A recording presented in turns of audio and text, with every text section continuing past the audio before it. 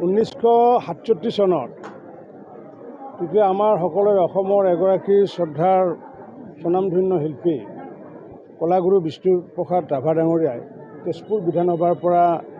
তেখেতে বিধায়ক হিচাপে নিৰ্বাচিত হৈছিলে আৰু সেই সময়তে ভাৰতৰত্ন ডক্টৰ ভূপেন হাজৰিকা ডাঙৰীয়াই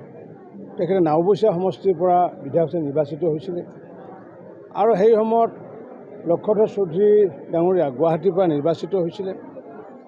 বিষ্ণুপ্ৰসাদ ৰাভাদেৱে বিধানসভাৰ মজিয়াত প্ৰথম প্ৰস্তাৱ আনিছিলে যে জ্যোতিপ্ৰসাদ আগৰৱালাৰ নামত এটা জ্যোতি চিত্ৰভৱন হ'ব লাগে আৰু কবিগুৰু ৰবীন্দ্ৰনাথ ঠাকুৰৰ নামত এটা ৰবীন্দ্ৰ ভৱন এটা হ'ব লাগে আৰু সেই কথাখিনি ডক্টৰ ভূপেন হাজৰিকা আৰু লক্ষধৰ চৌধুৰীয়ে সমৰ্থন কৰিছিলে আৰু চৰকাৰে সেই কথাখিনি মানি তেওঁলোকে বাজেটত টকা আবণ্টন কৰি পৰৱৰ্তী সময়ত জ্যোতি চিত্ৰভৱন আৰু পৰৱৰ্তী সময়ত ৰবীন্দ্ৰ ভৱন গুৱাহাটীত নিৰ্মাণ কৰিছিলে আৰু তেওঁলোকৰ যি মনৰ যি চিন্তা আছিলে সেই চিন্তাকে মই সাৰথি হিচাপে লৈ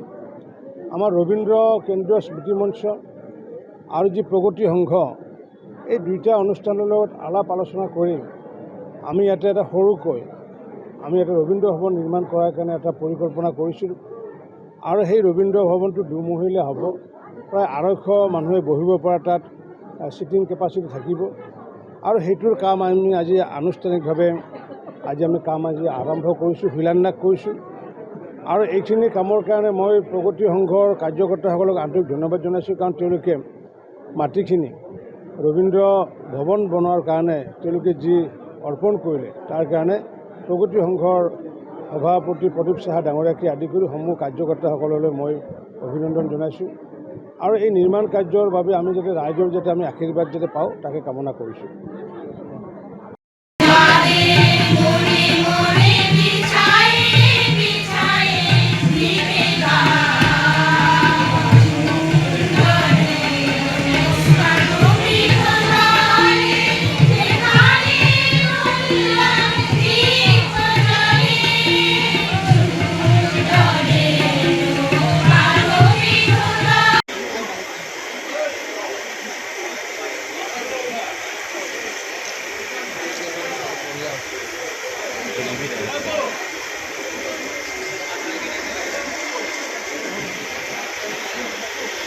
অন্যান্য সন্মানীয় সুধীবৃন্দক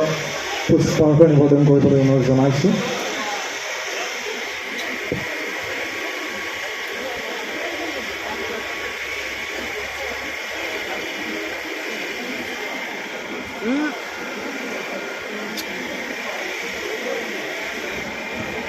আকাইতে এওঁলোকৰ প্ৰস্তাৱৰ আধাৰত গুৱাহাটীত জ্যোতি চিত্ৰভৱন নিৰ্মাণ হ'ব আৰু গুৱাহাটীত ৰবীন্দ্ৰ ভৱন নিৰ্মাণ হ'ব আৰু সেই 3গৰাকী ব্যক্তিৰ কথা মই পূৰ্বৰ পৰাই জানো আৰু 3গৰাকী ব্যক্তি এনেকুৱা ব্যক্তি তেওঁলোকে যে MLA বহুতে নাজানে তেওঁলোকক সকলোৱে অসমৰ স্বনামধন্য একোগৰাকী শিল্পী বুলি জানে বা ভাৰতৰত্ন বুলি আজি পৰিচিত হৈছে ডক্টৰ ভূপেন হাজৰিকা। মই এইকাৰণে কথাখিনি কৈছিলোঁ যে শিল্পী বা সাহিত্যিক তেওঁলোকৰ মনত শিল্পৰো কেনেকুৱা সাহিত্য কেনেকুৱা তেওঁলোকৰ মন মগজুত এটাই কথা। যিকোনো খবৰৰ বাবে যোগাযোগ কৰক 7099017330 লগতে 7099017110 নম্বৰত।